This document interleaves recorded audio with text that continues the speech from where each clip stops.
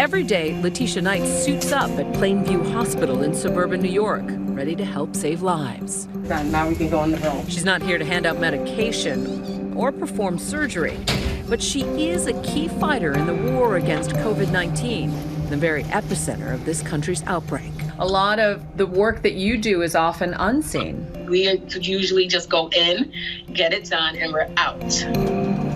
Letitia works in environmental services, cleaning and sanitizing patients' rooms. Her unit, almost entirely COVID-19. You're walking into a hot zone every day. Every day. I hate to say this, but have you seen deceased patients? I have. That's got to be hard. It's very hard. I've seen patients where one day they're talking on FaceTime with their families, and the next day I'll come into work and they're being rushed to ICU. The single mother of 3 says her family would rather she be home, safe, and far away from the virus. How do you explain to your 7-year-old how and why mommy's taking a risk?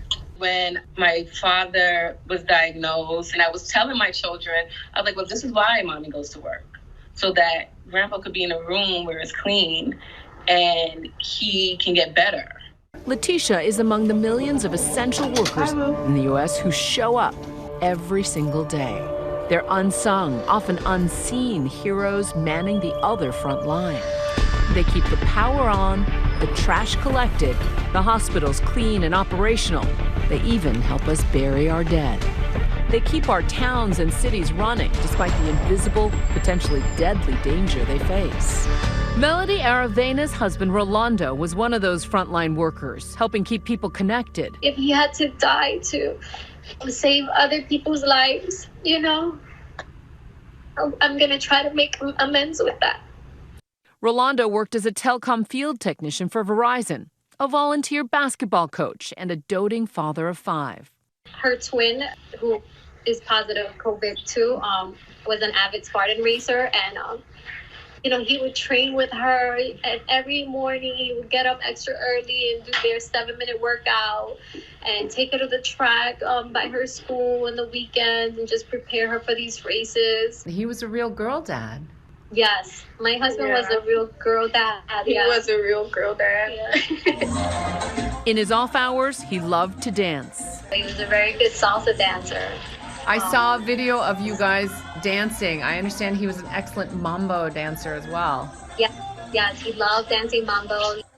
Melody says on March 11th, he was sent to a New York City hospital to help it prepare for a potential surge in communications. How did he see his role as an essential worker during this time? During this time when he was working, he was very concerned with his job because there was no proper training and no proper protocol. There's no way to know exactly how he contracted the virus, but a little more than a week later, she says he started to feel sick. When he got sick on that March 19th, he told me, he said, I think I have it. On March 29th, his twin girl's 10th birthday, Rolando died. And so, Amira, what do you remember from that day? I woke up and there was chocolate covered strawberries on the table. And my mom printed out a photo of him.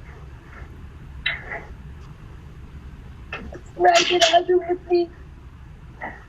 Oh, honey, I'm so sorry. What were the last things that you said to each other? I said to him, all right, babe, I'm gonna, FaceTime me, text me if you need anything. You got this, you're gonna beat this. And, he just looked at me and he said, Mel, I never knew a love like this before, and I love you so much. Verizon, Rolando's employer, said in a statement to ABC News, our deepest sympathies are with Rolando, Sonny Aravena's family, and friends.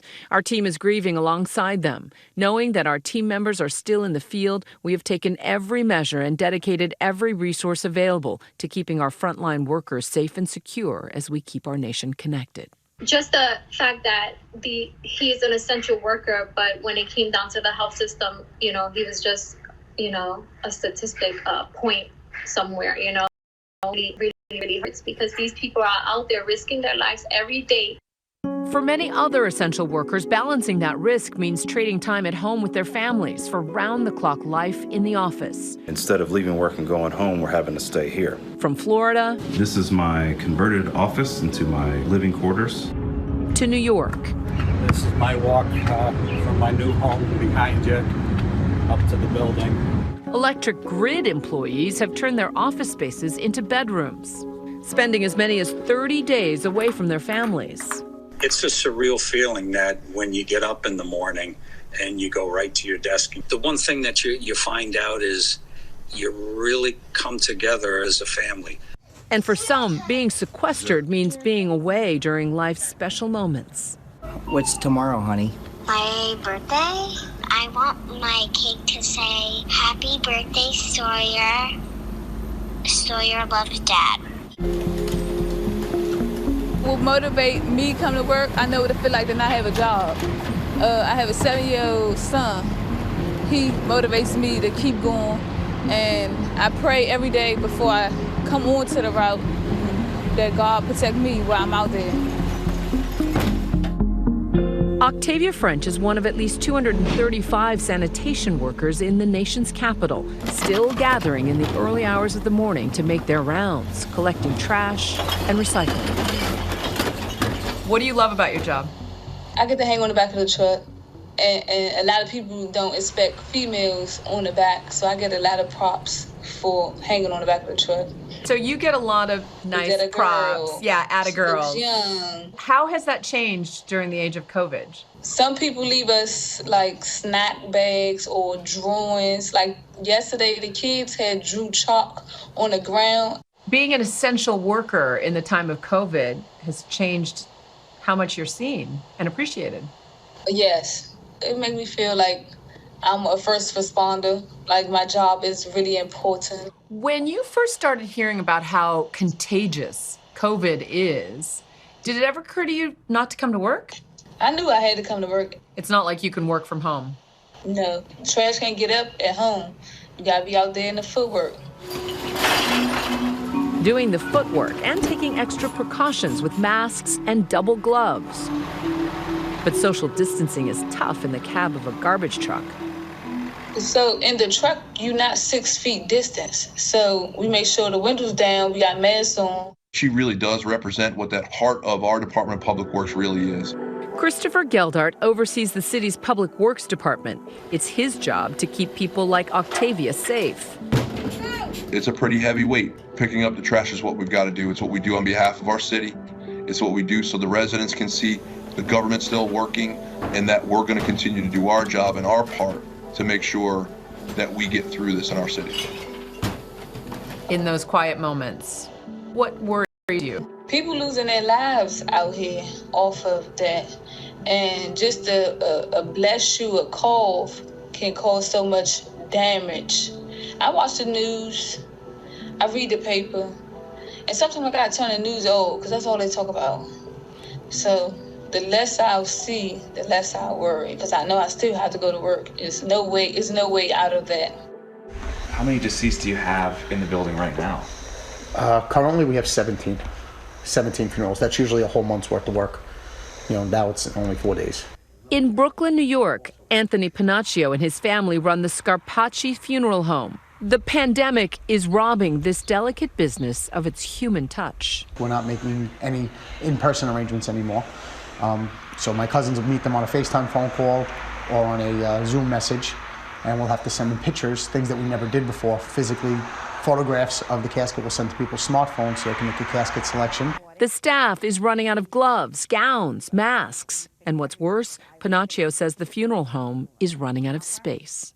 In this chapel is usually a viewing chapel, and currently right now we have it as a storage facility where we have all of these people that are pending cremations and or direct burials. I feel bad for our families that they can't mourn their loved ones like they should. It breaks my heart. Anthony's cousin Celeste Herta works here as a cosmetologist. She says it's particularly scary for her. She was diagnosed with breast cancer just a month ago, and because of the outbreak, she's had to postpone surgery. Did you consider taking a break? No, I don't consider taking a break, even though They keep telling me to take a break, but I can't. I can't. I won't take a break yet. Letitia says she won't be taking a break either. She'll keep showing up every day. We are all family. We are all a team. We're all working together to benefit everyone.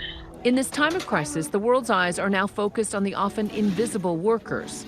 Letitia says even when the outbreak is over, she hopes to remain visible. What would you say to your fellow essential workers who are, again, before this, somewhat unseen? Thank you. We need to thank each other more. We need to make sure that we continue to show gratitude and appreciation to one another, not just during this time, but afterwards. Hi, everyone. George